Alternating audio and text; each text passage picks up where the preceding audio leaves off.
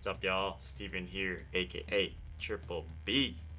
We got a good one today, stage 3 of the Makuri May series.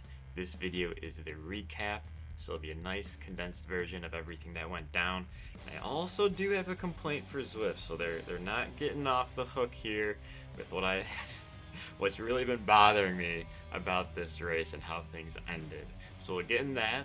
But before we do, let's take a look at the footage and see how things played out. Stage 3 takes place on the Castle to Castle course.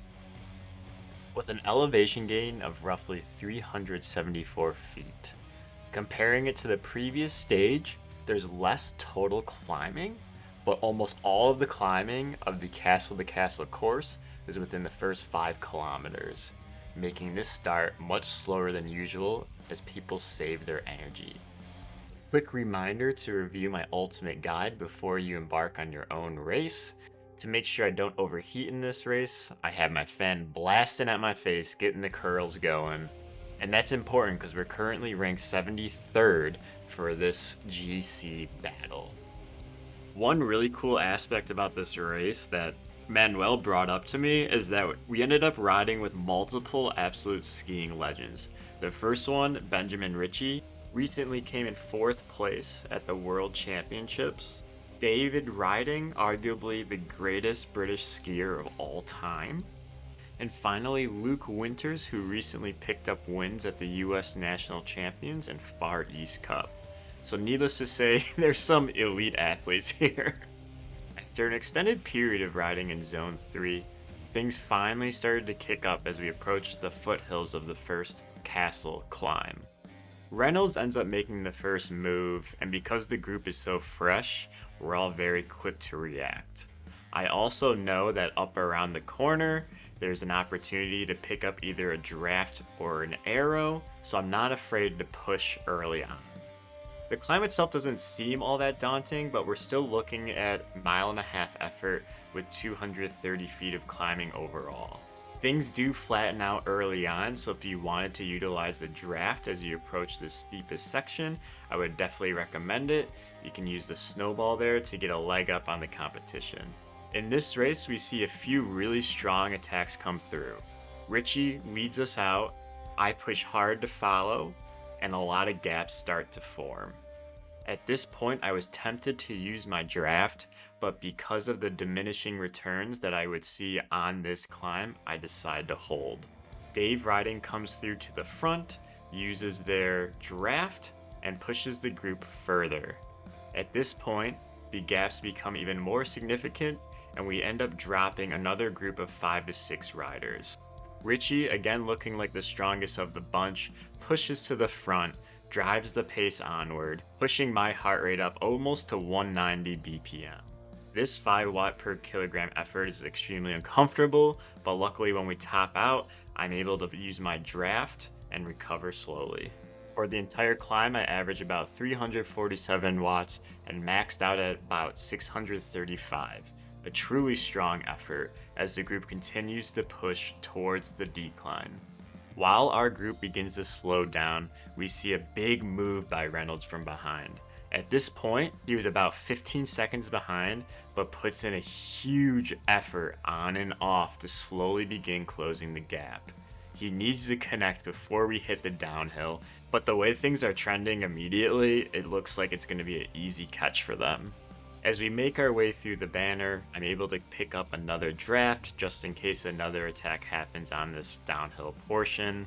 And just as a reminder, this downhill section does have a significant flat and even kick up, so you don't want to fall asleep. You want to make sure to keep your pedals going, because I'm sure the last thing you want is to be dropped on this flat portion after a really intense effort up the climb. About midway down, Reynolds makes the catch and we're one blob together, with a total of about 8 riders. Moving about a mile down the road, the attacks start with Reynolds making another huge dig, extremely impressive considering they just bridged to our group not too long ago. Sometimes when these first attacks occur, nobody knows what to do. But as you see the gap continue to go out further and further, the rider's patience is tested more and more. At this point, Reynolds is about 8-9 seconds ahead, and that gap continues growing. As we begin to approach the tunnel, another favorite spot of attacks, I think things are probably going to calm down considering Reynolds is about 10-12 seconds out, but Ritchie makes a huge dig, and this time the entire group react. Windy and Bever are the first two to make their moves. I also don't react as fast as possible, but I hit my draft and use that to push up through the group. Ritchie pretty quickly put 4 or 5 seconds on our entire group. Pretty impressive considering we had the group momentum moving with us at this point. I probably would have been able to catch if it wasn't for this gravel portion. Quickly the draft diminishes, that gap sits at about 2 seconds. I decide to sit back thinking that the entire group will be able to work together to catch Ritchie, but no, that gap continues to grow further and further, and ultimately Ritchie's on their own. Ultimately left with the tall order of bridging a 20-second gap to Reynolds.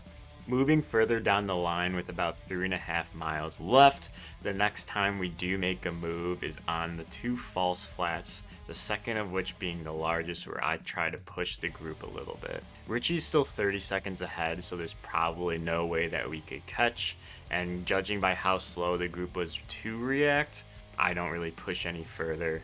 The last thing I want is to absolutely destroy my legs before what's going to be a fast sprint finish. Speaking of which, let's enter real time where it's just beginning.